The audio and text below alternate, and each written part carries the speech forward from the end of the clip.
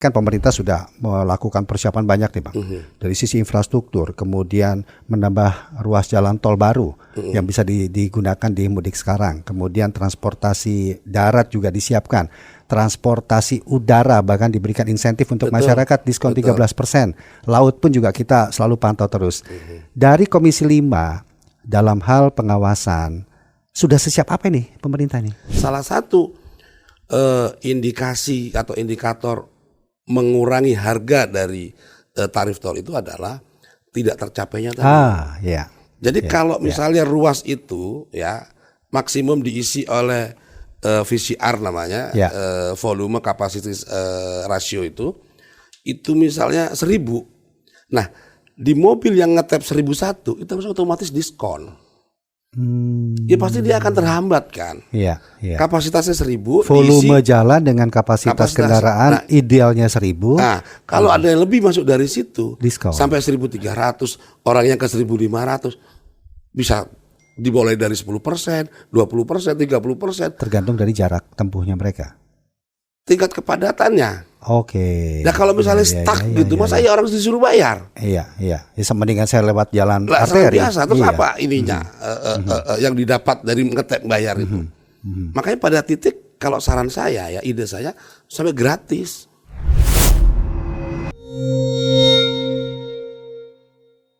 Lebaran tinggal menghitung hari. Dan pemerintah memprediksi sebanyak 146,8 juta orang akan melakukan perjalanan mudik lebaran di tahun 2025. Dan tentu pemerintah akan mempersiapkan segala sesuatunya. Baik itu persiapan dari sisi infrastruktur, kemudian keselamatan para pemudik, dan kelancaran selama periode lebaran. Siapkah pemerintah untuk memberikan keamanan, kenyamanan bagi para pemudik, sampai di mana progres pemerintah untuk mempersiapkan itu semua? Karena begitu banyak antusiasme masyarakat yang akan melakukan perjalanan mudik, dan tentu ini akan menjadi poin penting dari pemerintah. Kemudian kalau kita belajar dari perjalanan mudik 2024 lalu, ada beberapa evaluasi yang memang harus dibenahi. Dan bagaimanakah optimalisasi dari hasil evaluasi pada mudik 2024? Kita bahas secara mendalam di sini. Pro 3 Siniar bersama dengan narasumber saya, anggota Komisi 5 DPR RI Yanuar Arif Wibowo. Assalamualaikum Bang Yanuar. Gimana, sehat Bang ya? Sibuk apa nih Bang? Ya ini menjelang reses. Jadi kalau kegiatan di DPR, kita sedang sibuk untuk melakukan pengawasan terhadap para mitra yang sekarang mungkin hampir semua di lapangan ya, untuk mempersiapkan mudik lebaran. Wih, simpen dulu itu Bang. Iya. Reses itu kalau bahasanya di bulan normal, mendekati lebaran berarti mudik. Mudik nggak Bang? Saya mungkin mudik nanti. Kemana nih? Mudiknya ke Banyumas, ke Purwokerto. Nggak jauh lah. Nggak jauh lah. Berarti... Tapi kalau lagi macet lumayan juga. Sangat kerasa itu, bisa 10 jam lebih malah. Lebih, iya kan? Betul. Itu, nah terakhir kapan mudik? 2 tahun lalu lah. Tahun lalu saya pulang. Sampai 10 jam juga? Lebih. Saya berangkat jam 11 pagi, saya sampai Purwokerto itu jam 1 dini hari. Wih. Lumayan juga, ya banyak berhentinya 12 juga. 12 jam lebih tuh Bang. Nah disitulah Bang, nanti kita pengen tahu nih seperti apa sih, kan pemerintah sudah melakukan persiapan banyak nih Bang. Dari sisi infrastruktur, kemudian menambah ruas jalan tol baru yang bisa digunakan di mudik sekarang. Kemudian transportasi darat juga disiapkan. Transportasi udara bahkan diberikan insentif untuk masyarakat, diskon 13%. Laut pun juga kita selalu pantau terus. Dari Komisi 5 dalam hal pengawasan, sudah sesiap apa nih pemerintah nih?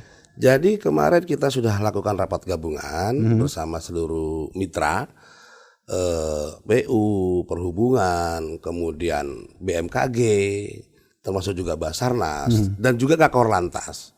Jadi ini adalah stakeholder yang punya peran penting di dalam mengatur seluruh rangkaian mudik ini.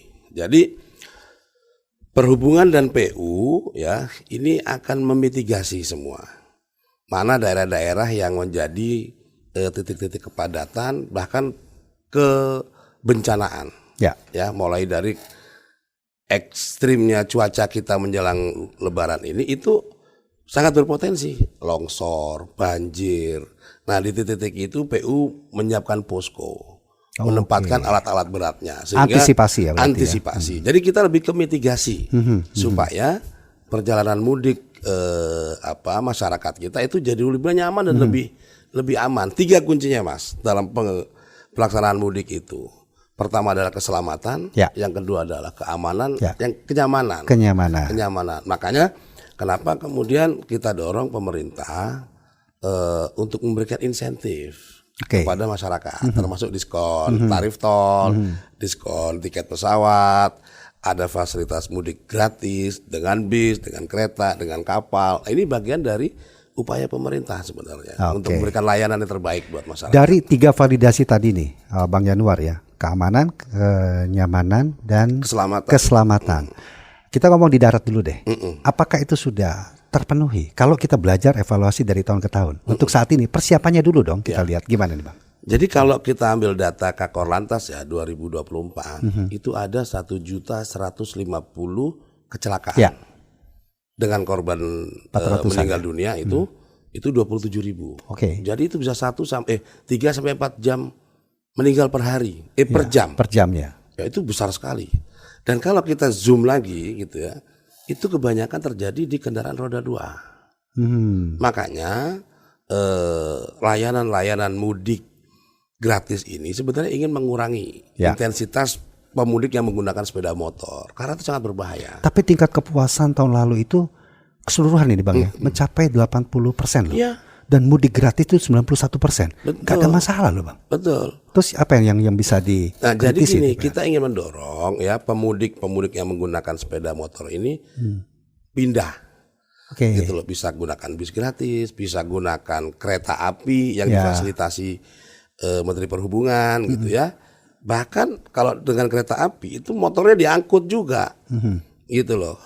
Kalau nggak salah tahun ini itu disiapkan 18.000 tiket mudik gratis menggunakan kereta api beserta 9.000 motornya. Pemerintah mengklaim itu semua sudah diawasi dengan baik, laik jalan semuanya ini Bang. Tapi angka kecelakaan tahun lalu masih ada, walaupun angkanya menurun dibandingkan 2023. Nah, belajar dari tahun ke tahun, gimana nih DPR melihat bisa nggak pemerintah menekan lagi angka kecelakaan di transportasi darat ini? Kalau harapan kita terutama roda 2. Ya, harapan kita sih zero case ya, harapan kita zero case. Jadi kecelakaan itu pertama di jalan raya itu sepeda motor paling banyak, yang kedua di jalan tol. Dan jalan tol itu yang paling banyak adalah odol. Overdimension overload. Overdimension overload itu. Nah, Menteri Perhubungan kemarin sudah memberi mengeluarkan SKB ya terkait dengan penghentian odol truk-truk itu untuk mengangkut logistik dan segala macam itu 16 hari untuk tidak beroperasi di jalan. Ya, untuk apa? Tadi yang jenengan sampaikan ada 146 juta pemudik kita. Ini harus diberi ruang yang lebih lapang. Karena truk itu menghambat laju kendaraan, ya. Yang kedua, ditempuh work from anywhere. Ini juga bagian dari memecah konsentrasi. Jadi walaupun Kakor Lantas dan kemarin saya hadir di survei Kedai Kopi itu, mungkin peak seasonnya itu di H-3. 26 sampai 28 lah. Ya, sekitar segitu itu peak orang mudik gitu ya. Tapi paling tidak dengan kebijakan WFA itu bisa mengurai. Tapi orang gini, bisa lebih awal mengatur jadwal itu sepakat kita bahwa work from anywhere itu salah satu menguras ya atau mempercepat orang keluar atau perjalanan mudik. Tapi peristiwa ini baru terjadi kemarin Bang. Sementara kebijakan WFA diberlakukan, tetapi bongkar muat di pelabuhan itu baru 6 hari setelah Lebaran terjadi antrean lah kemarin. Kalau Abang lihat kemarin di Merak, waduh lumayan itu bukan karena tingginya volume kendaraan yang masuk ke Merak, tapi lamanya bongkar muat. Mereka belum dihentikan di situ. Jadi tidak ada sinkronisasi antara kebijakan WFA dengan aktivitas di pelabuhan nih Bang. Gimana nih? Jadi begini, ini catatan saya ya di Komisi 5 terkait dengan persiapan memitigasi momen nasional ya. Liburan Natal, Nataru atau Lebaran ya. Ini harusnya dilakukan jauh lebih lebih jauh gitu. Hmm. Kita kemarin terus terang saja mempersiapkan mitigasi dengan seluruh mitra itu udah masuk bulan Ramadan. Gitu loh. Terus kebijakan-kebijakan diambil terkait dorongan untuk menurunkan harga tiket pesawat misalnya dengan pengurangan PPN 6%, kemudian airport tax dipotong 50%, ya jadi agregat itu bisa 14%-an lah, 13-14% gitu. Lumayan. Ya. Iya, tapi orang mempersiapkan mudik itu kan sudah jauh hari. Jauh hari, nggak bisa mendadak. Jadi dia nggak dapat fasilitas itu, dia sudah beli tiketnya. Ya. Nah, harapan saya ke depan itu dari kementerian ya mungkin 4 bulan sebelum kegiatan besar itu sudah siap dirancang semua. Iya. Termasuk tadi dari pihak swasta misalnya, ya kan harus diberitahu bahwa kegiatan ekonomi misalnya untuk bongkar muat segala macam itu mereka prepare. Saya kemarin dapat komplain banyak dari asosiasi truk itu ya, yang tadinya cuma 12 hari sekarang dibikin 16 hari. 16 hari. Mereka bang katanya, ini barang-barang yang sudah dideliver ke kita untuk kita kirim. Ini barang cepat rusak, siapa yang tanggung jawab? Satu sisi memberikan keuntungan bagi pemudik, satu sisi buat pengusaha rugi itu, Bang. Itu dia. Ini yang nggak boleh kita kebijakan yang merugikan para pihak itu nggak boleh. Nah harapan kita ke depan ini nggak boleh terjadi. Jadi dari jauh itu udah dimitigasi gitu loh. Sehingga pengusaha logistik juga bisa menyesuaikan. Oh aku nggak bisa terima orderan dulu ya tanggal sekian sampai sekarang karena kebijakan ini. Nah kalau kemarin mengacu kebijakan yang lalu kan 12 hari. Ya kan, berarti di hari ke-14 aku boleh dong gitu. Di hari ke-13 boleh dong aku jalan. Hari ke-12 udah nggak boleh. Nah, tiba-tiba peraturan dimundurin, diperluas, diperpanjang. Nah, ini bikin kelabakan semuanya. Gitu loh. Jadi ini pelajaran penting sehingga mudah-mudahan tahun depan kita dorong lebih rapi lagi. Tapi sebenarnya kebijakan itu kan dibicarain dulu nggak sih Bang sama DPR? Sampai pada tahap sosialisasi, jadi mereka paham dan bisa mengatur waktu-waktunya gimana ini. Nah kalau yang kebijakan seperti itu biasanya dilakukan antar kementerian saja, gitu loh, antar kementerian, dan kita akan awasi. Jadi DPR itu akan mengawasi apapun yang telah menjadi kesepakatan di antara mereka. Nah itu yang kita dorong gitu ya, makanya. Tapi bisa juga kita akan panggil mitra-mitra kita untuk mempersiapkan misalnya libur Nataru untuk 2025 2025 ya, akhir 2025 2026. Juga mudik lebaran tahun 2026. Itu bisa lebih awal gitu. Sehingga semua hal yang terkait dengan arus mudik dan balik itu bisa di-prepare. Salah satunya adalah saya selalu teriak tentang standar pelayanan minimum misalnya di jalan tol itu. Nah ini kan nggak bisa kita mitigasi terlalu mepet gitu loh, ya kan? Padahal itu penting banget buat masyarakat kita. Kalau tol sekarang memberi diskon 20% untuk rute terjauh gitu ya. Kalau rute terdekat kan enggak gitu. Nah ini kan perlu mendapatkan catatan kritis juga. Apakah misalnya kecepatan rata-ratanya itu terpenuhi di jalan tol itu? Misalnya kalau luar kota Jakarta itu, Semarang lah misalnya. Jadi kalau keluar kota ketentuan PP 23 2004 itu ada ketentuan rata-rata untuk di SPM itu. Itu 80 km per jam. Kalau di dalam kota itu 60 km per jam minimum loh. Artinya kalau kita melaju di jalan tol ke Semarang luar kota gitu, tapi kita tidak bisa mencapai angka 80 km per jam. Artinya standar pelayanan minimum jalan itu nggak tercapai. Wow. Bukannya selama ini seperti itu? Nah itu dia, makanya saya komplain kalau misalnya kita berkendara di jalan utara gitu ya, ke tol Cikampek situ, terus kemudian bisa hanya cuma 30 km per jam. Wah saya rugi dong. Udah aja banyakin mudik gratis Pak. Nah itu dia, maksudnya begini. Orang kan bayar tol itu bayar dengan harapan mendapatkan layanan yang baik. Namanya kan? Juga tol kan. Tol gitu loh. Tapi kalau masuknya udah macet, ya kan di pintu gerbang masuknya udah macet. Setelah bayar macet juga gitu. Tapi itu salah satu hal kondisi yang kadang-kadang dimaklumi oleh pemudik Bang.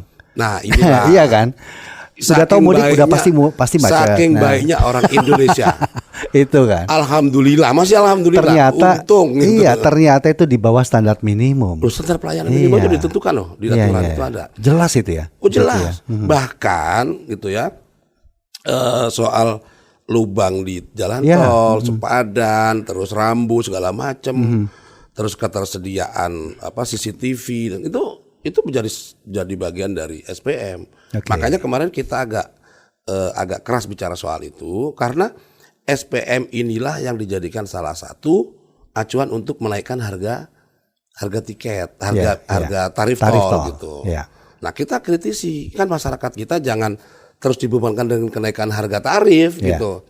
Sementara layanan ke masyarakatnya Masih di bawah standar minimum. masih di bawah standar pelayanan minimumnya gitu. Bahkan Mas, kalau terjadi misalnya, mohon maaf, kecelakaan gitu ya, yang diakibatkan karena tidak tercapainya SPM. Ya. Gitu ya. Ini kalau menurut saya ini bisa sampai ke pidana. Jadi kalau misalnya orang kecelakaan gara-gara Class action bisa itu. Kenapa? Class action juga bisa. Jangankan class action perdata, ini pidana. Ada. Lu ada dong. Kalau misalnya karena lubang gitu ya, orang kebentur itu kecelakaan meninggal dunia. Dan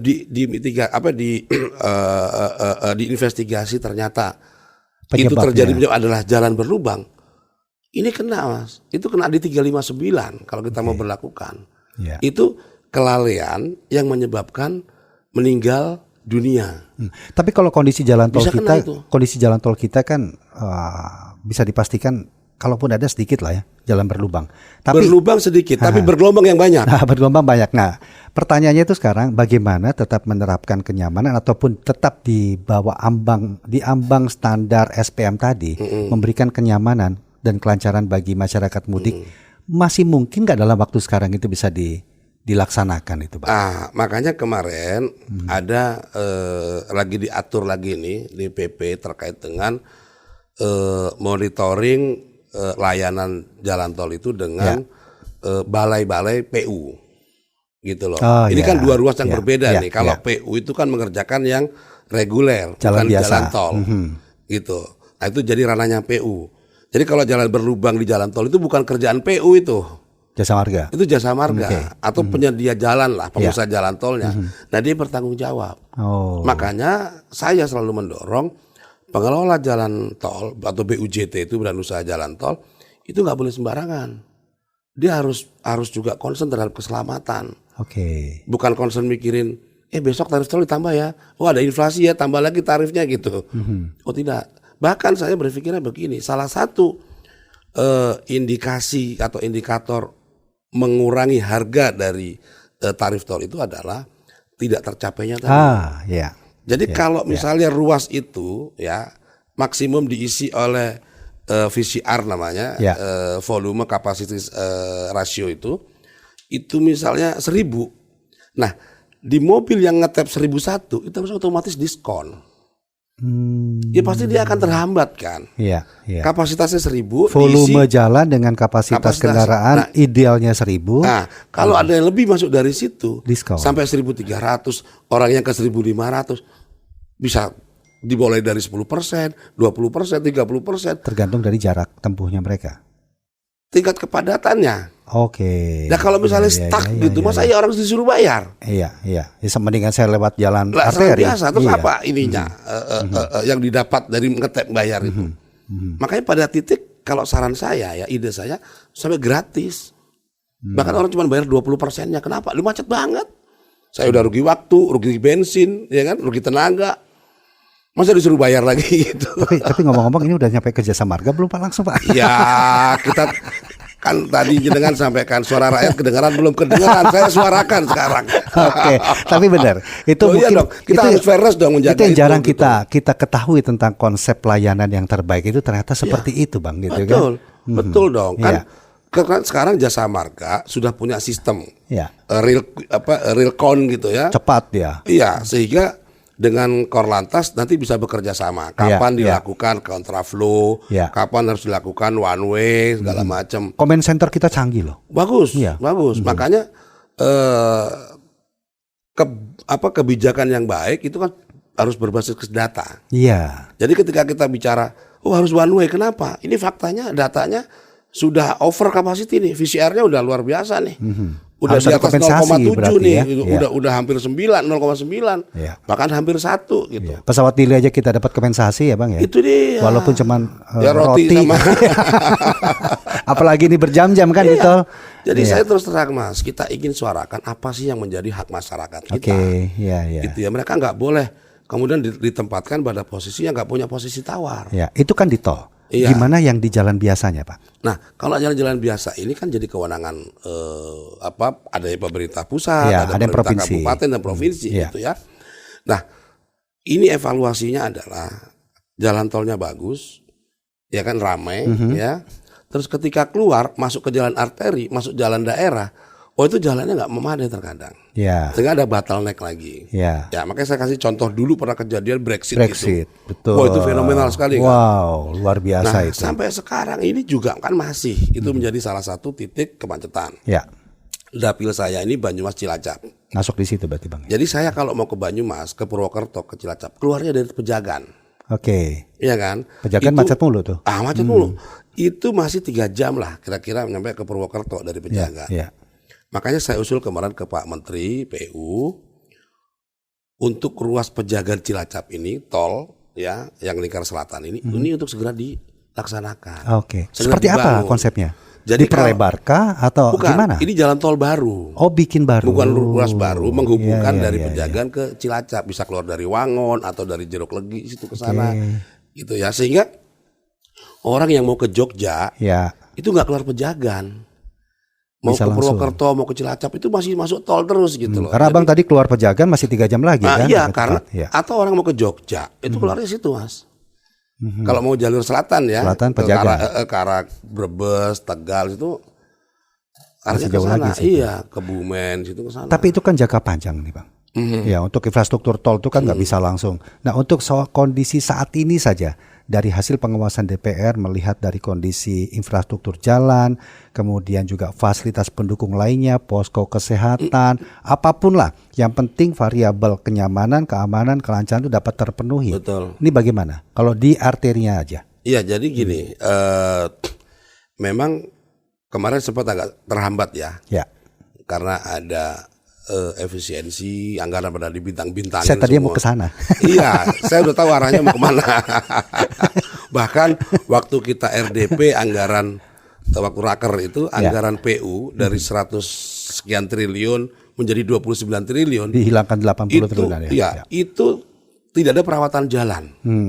Bisa kebayang kan? Ya. Lagi musim hujan, banjir, Ya. kemudian tidak ada perawatan jalan. Pasti hancur. Optimal nggak Pak dengan kondisi? Sekarang ini setelah ada ditambahin lagi anggarannya kan jadi 50 triliun. Dilonggarkan ya. Nah, ada anggaran untuk perawatan. Minimal menyelesaikan masalah mudik ini. Ya. Itu hampir 2 triliun walaupun masih sangat sedikit itu. Nah, ini yang sekarang sedang dikerjakan, dikebut kemarin teman-teman, termasuk tadi memitigasi titik-titik yang rawan bencana. Itu Ya, dilakukan, ya. gitu. Yang tadi di awal tadi Abang bilang ya. Nah, termasuk ini Mas. Ketika Kakor Lantas nanti mengalihkan jalur gitu ya, Ya. dari kepadatan di jalan utama, Rekayasa ya. rekayasa lalu lintas, itu kita juga ingin pastikan bersama PU jalur alternatifnya itu juga Ya, aman. itu kan berarti melibatkan daerah. Betul. Daerah yang betul. mungkin lebih tahu kan. Betul, Gitu. jalan-jalan daerah dia mungkin Ya. bahkan bisa masuk jalan desa, aksesnya segala macam. Nah, ini yang satu poin ya dalam memitigasi pelibatan daerah itu penting. Gitu. Kemarin kita bicara hanya di kementerian ya, bahkan kepala BMKG Dwi Korita. Dwi Korita itu kan mengingatkan kita semua bahwa di musim mudik lebaran Masih ada El ini Nino. masih ada cuaca ekstrim. Iya, betul. Bisa hujan lebat. Daerah-daerahnya pun sudah disampaikan. Ada disampaikan, termasuk beliau memention khusus itu terowongan di Yogyakarta International Airport. Oke, ya. Itu yang terowongan agak panjang. Iya, iya. Kenapa? Beliau khawatir akan terjadi tsunami. Kalau tsunami itu masuk, ya kan, pasti masuknya ya Terowongan itu. Makanya memberi pesan ke Kakor Lantas untuk mengatur flow-nya di terowongan itu. Jangan sampai terlalu padat. Sehingga harapan kita nggak terjadi, Mas. Iya, antisipasi. Tapi antisipasi. Kalau itu terjadi itu ada pergerakannya bisa evakuasi lebih cepat. Tapi gini, Bang, Abang ngelihat dari koordinasi informasi dari BMKG, apakah itu betul-betul sudah dipahami dan diimplementasikan sebagai langkah antisipasi yang bijak tidak di daerah? Oh iya, itu dipakai. Terutama daerah-daerah yang Betul. disebutkan tadi nih, Bang. Betul. Jadi informasi dari BMKG ini sangat membantu. Ya. Ya, terkait dengan mitigasi kebencanaan itu sangat membantu. Ya, dan nggak perlu menyesal kalau kok nggak terjadi ya jangan gitu, ya kan. Jadi jangan menyesal kalau itu tidak terjadi gitu loh. Alhamdulillah harusnya. Kalaupun terjadi kita sudah mengantisipasi. Kita sudah mengantisipasi supaya tadi kerugian jiwa itu bisa ditekan, kerugian segala macam lah, ekonomi bisa dimitigasi lebih awal. Nah, harapannya sebenarnya itu termasuk untuk navigasi ya, udara, kemudian untuk pelayaran itu kita pakai BMKG. Karena itu supporting yang sentral juga. Misalnya besok diupayakan untuk tidak berlayar karena cuacanya begini segala macam. Atau misalnya dilakukan rekayasa hujan misalnya, yang harusnya turunnya di daerah mana studio RRI gitu ya, dipindahkan ke janganlah, Bang. GBK gitu biar gak hujan di sini misalnya gitu ya. GBK kan? besok main timnas kita ya. Kayaknya kalau agak licin lebih tenang gitu.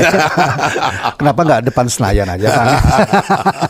Tapi gini, Bang, darat udah tadi ngelihat bagaimana infrastruktur tol dan kemudian jalan biasanya juga, kemudian komitmen daerah sampai anggaran. Nah, ini yang selalu sering kali juga menjadi perhatian kita, perhatian masyarakat itu transportasi laut, Bang. Seperti yang sudah beberapa tahun ya berlaku ya, tiketing online, ada buffer zone di sana, kemudian bisa tahu pasti dengan berapa kapasitas parkir atau kendaraan di pelabuhan. Ambil contoh Merak itu sekitar 7.000 kendaraan. Lebih dari situ akan ada waktu tunggu yang cukup lama. Betul. Nah, dari kajian selama ini bagaimana nih, Komisi 5 dan Abang sendiri bersuara tentang hal itu? Jadi problem ya yang paling menjadi sorotan itu kan di Merak karena kan itu ada dua sistem ya. Ada ekspres, ada reguler. Betul. Ya kan? Nah, untuk yang mudik kali ini nih itu dihilangkan. Semuanya dijadikan satu. Semuanya satu. Nggak ada yang ekspres, nggak ada yang reguler, semua satu. Ya cuman kemarin ada sedikit tragedi. Ya kan, yang dermaga dihajar itu nggak tahu gimana. Kok bisa gitu, kita juga nggak habis pikir. Orang lagi mempersiapkan, ini malah ngerusak gitu loh, gitu malah ngerusak. Nah, itu jadi yang kedua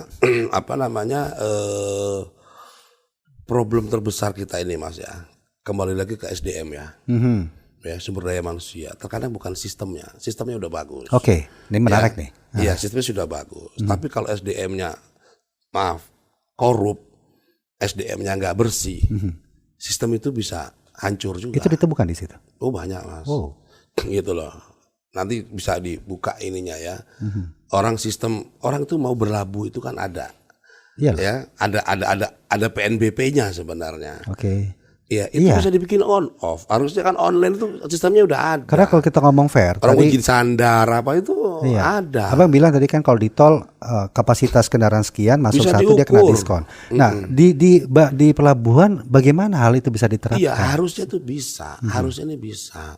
Ya bahkan termasuk odol pun, ya jembatan timbang udah nggak berfungsi, gitu loh. Yang ada jadi tempat pungli kan jadi susah nih kita.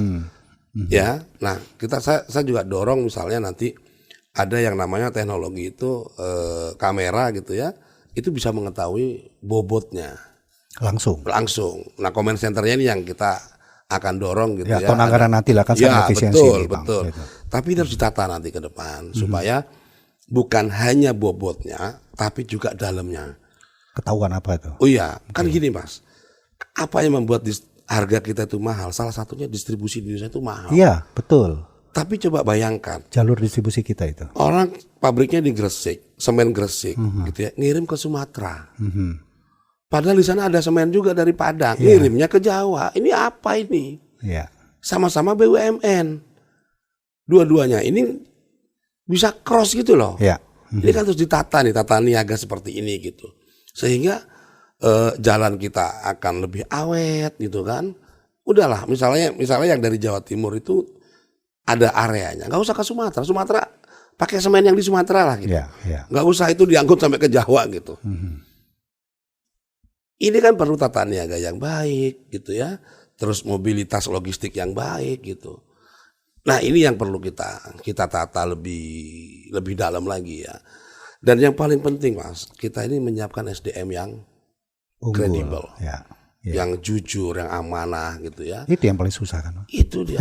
Sebaik apapun. Contoh ya, kemarin kita dikagetkan dengan adanya judol misalnya. Ya. Kurang apa sistem di Komdigi itu ya untuk men-take down ribuan situs itu ya kan. Tapi karena ada oknum yang nakal, ada yang dia pelihara, ini kan rusak sistem ini jadinya kan. Jadi kita nggak bisa bicara harus sistemnya bagus. Iya, itu iya. Tapi kalau berarti di setiap sektor masih ada celah untuk itu dong ya Bang. Itu dia. Iya. Itu dia. Oke. Tapi paling tidak lah Bang, memberikan pelayanan dari sistem yang sudah baik, SDM yang kata Abang tadi masih seperti itu. Perhatikanlah para pemudik ini, keselamatan mereka, keamanan, kelancaran, kenyamanan mereka. Nah, saya berpegang tetap di 80% tadi Bang. Tingkat kepuasan publik terhadap mudik 2024. Betul. Nah, artinya kalau Abang cerita tadi, waduh ini 80% berarti variabel apa yang digunakan? Itu. Nah bagaimana agar masyarakat pun paham bahwa hak dia juga mendapat 80% itu bukan sekedar angka-angka biasa, tapi betul-betul apa ada yang di lapangan, ada di lapangan dan dia rasakan. Betul. Jadi PR kita masih cukup banyak Mas. Nanti tadi kita bicara darat, bicara laut gitu ya. Belum kita bicara udara. Ya. Ya kan, kalau di darat andalan masyarakat kan kereta api ya. Kereta api OTP-nya udah bagus, on time performance-nya udah bagus sekali. Keren dia ya. Nah sekarang jadi PR ini malah maskapai. Ya kan, OTP-nya ini kadang aduh capek kita dengan ribut-ribut di bandara itu capek sekali. Ini yang kita simpan di terakhir karena ini pasti ada sisi emosi yang main di sini nih. Betul. ngomong maskapai. Bahkan kemarin waktu kita RDP ya dengan seluruh mitra termasuk direktur maskapai itu ada yang membuka harga tiket yang dijanjikan oleh pemerintah ya diskon PPN 6% gitu ya dan airport tax-nya 50% dari harga normal harusnya kan berkurang 13-14%. Iya. Tapi yang terjadi apa? Ketika dikonfirmasi harga tiket di situs online gitu di H-7 dengan H-30 sama harganya. Apa bedanya berarti? Apa bedanya? Padahal Bu Sri Mulyani sudah merilis, bisa dilihat nanti itu pemerintah itu menyiapkan 286 miliar. Iya, insentif. Iya kan? Untuk diskon tiket pesawat. Iya. Nah, kalau itu tidak dirasa oleh masyarakat, ini bisa kerugian negara loh. Siapa yang tanggung jawab nih? Iya. Negara udah ngeluarin uang segitu, masyarakat nggak dapat. Makanya kita ingin kejar sebenarnya nanti ini. Berapa sih sebenarnya harga tiket ini? Sehingga setelah dipotong 14% jadinya segini gitu loh. Iya. Nah ini yang selama ini nggak pernah transparan. Adanya cuma dua kalau di peraturan penerbangan itu. Ada TBA, ada TBB. Ada tarif batas atas, ada tarif batas bawah. Itu yang dipakai. Gitu loh. Nah kita nggak tahu apakah misalnya menjelang pas mudik begini langsung digunakan tarif batas atas baru dipotong 14% gitu. Sama aja kan gitu.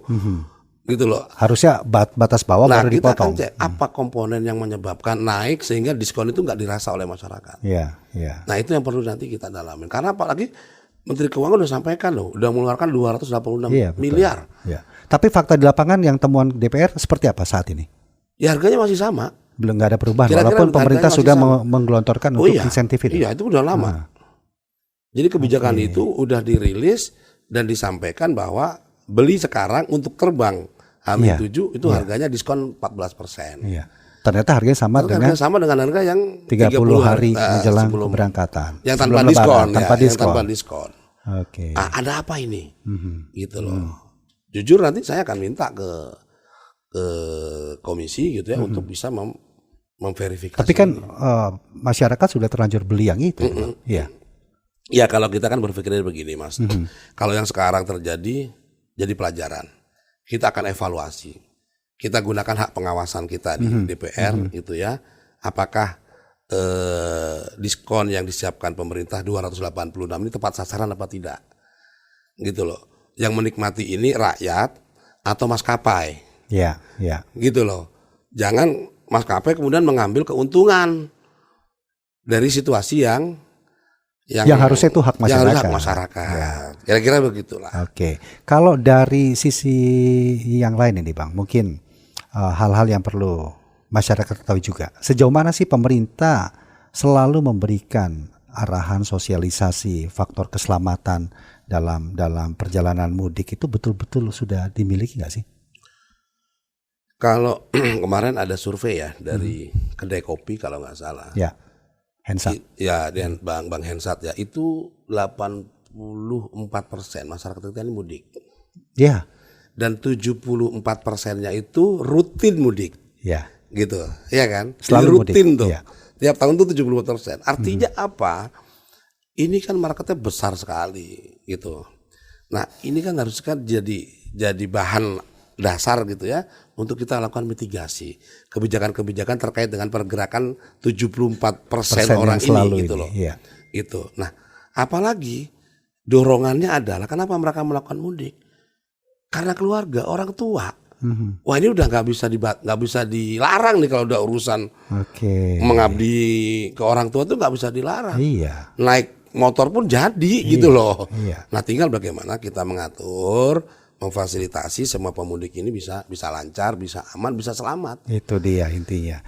Begitu. Oke, Bang Yanuar, di akhir obrolan kita di Pro 3 Siniar, apa nih pesan yang bisa Abang sampaikan mewakili suara masyarakat tadi dan juga yang sudah lakukan pemerintah dan juga DPR yang sampai sekarang masih keliling-keliling kemana-mana ini. Silakan. Saya perlu menyampaikan sedikit, Mas, terkait tadi ya keamanan, keselamatan ya pemudik dengan menggunakan motor. Saya di PKS untuk tahun ini mudik kali ini kita nyiapkan 100 bis gratis. 100 bis. 100 bis gratis. Gitu.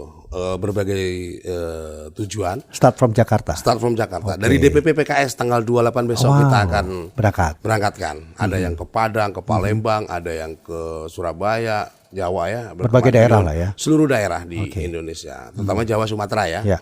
Gitu. Karena ini juga bagian dari upaya kita menekan angka kecelakaan di jalan, gitu. Sehingga udahlah yuk yang nggak punya yang pengen mudik tapi ya terbatas kendala biaya, nggak usah maksa kayak motor, mending naik bis aja, kita bantu memfasilitasi. Pulang pergi?